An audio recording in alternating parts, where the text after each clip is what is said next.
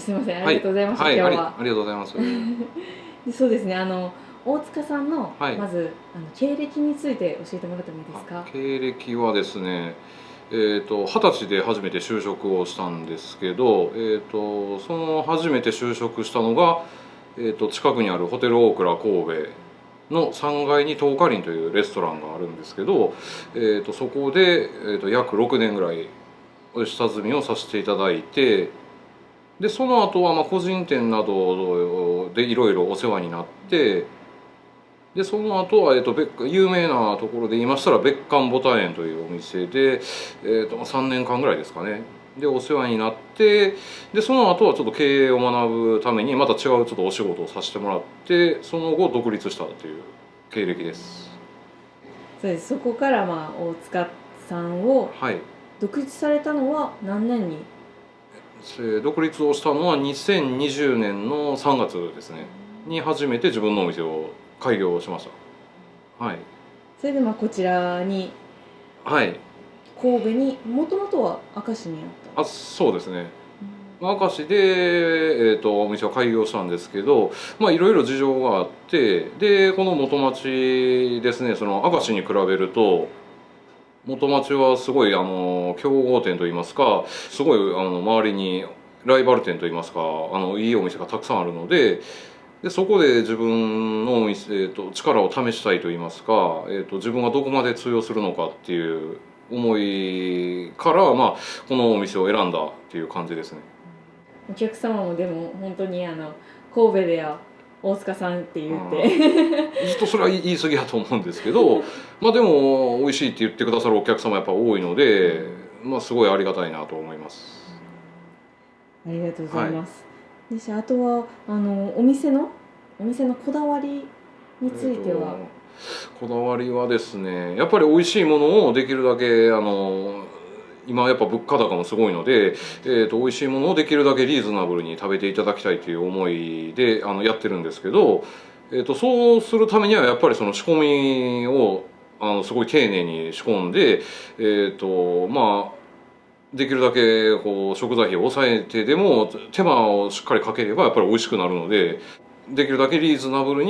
な価格でお客様に出すっていうことを結構こだわってやってますかね。はい。本当リーズナブルで、そうですね。お客さんもめちゃくちゃそれは喜んでいましたね。そうですね。やっぱりそういったお声とか、やっぱまた来るわっていうお声をいただくとやっぱり励みにもなるので、そこはすごい嬉しいですね、やっぱり。人気商品と、はい。大塚さんのおすすめメニューはいかがですか？人気商品で言いましたら、黒酢の酢豚がやはり一番多いかなという感じですかね。その次が、五目チャーハンですね。うちちょっとチャーハンは1種類しかやってないんですけど、ちょっと今いろいろ事情があってそういうふうに1種類だけで絞ってやってるんですけど、そのやはり五目チャーハンと黒酢の酢豚が人気商品ですかね。で僕の中では、ちょっと朝も見ていただいたんですけど、やっぱ結構調味料とかにこだわって、やってるので、ラー油であったり、あとは山椒の油だったりとか、あと甜麺醤という調味料があるんですけど、そういったものを自分で一から作ってるので、そういった調味料を使うメニューでいくと、麻婆豆腐とか、あとは担々麺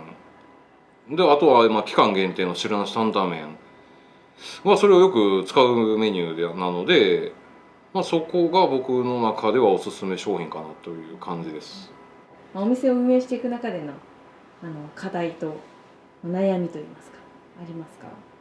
運営していく中での、悩み課題、そうですね、今現状での悩みは、お客様にはやはりその美味しいっていうことだったりとか、お声をよくいただいたりとか、また来るよみたいなね、声をいただくことはすごい多くて、実際リピーターさんは増えてるんですけど、やっぱり中にはご迷惑をおかけしたお客様もたくさんいらっしゃって、でその迷惑っていうのは、主に提供時間なんですね。なんていうんですかね、調理師コックさんっていうのが今ちょっと不足しがちで、どうしても調理場の人間が少ないっていうので提供時間がすごいかかっちゃうんですね。でそれはもう入店のお客様が入店された時点で、まあ、ある程度説明をさせていただくんですけど、やっぱそれでもいいっていうことでご入店されたお客様に、時間がかかってもいいというふうには言っていただいたんですけど、それでもやっぱり、どうしても下手すれば40分50分かかる時もあるんですね。まあ、他のお料理はお出ししてるんですけど、最初に注文いただいてからお出しするまでに40分50分かかる時もあるんですよ、状況によっては。やっぱりそれがかなりの課題やなということで、まあやはり人員で今ちょっと悩みがあるのかなという感じですね。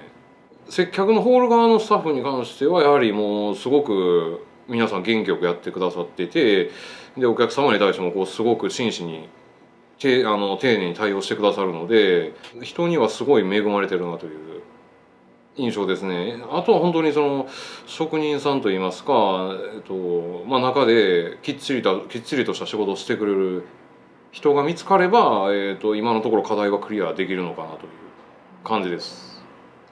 じゃあまあ最後にお店の展望をお願いします。展望というと目標的な感じですかね。目標、そうですね。今後の、はい、目標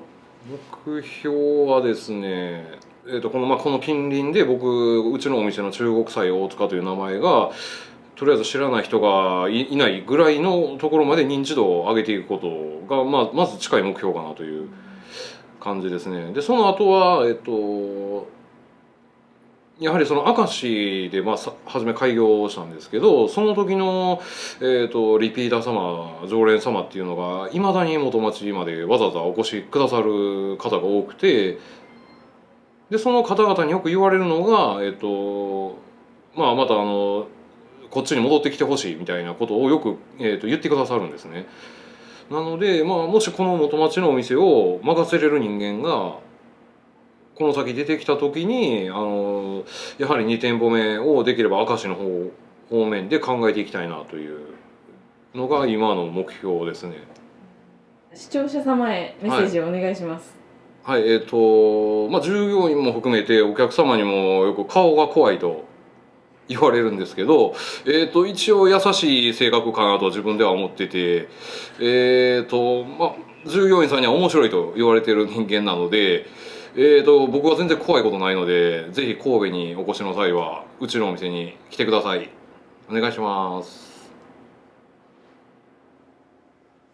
大丈夫ですかね。大丈夫ですか。大丈夫ですか。いい感じです。いい感じですか。はい、ありがとうございます。テイク2いきます。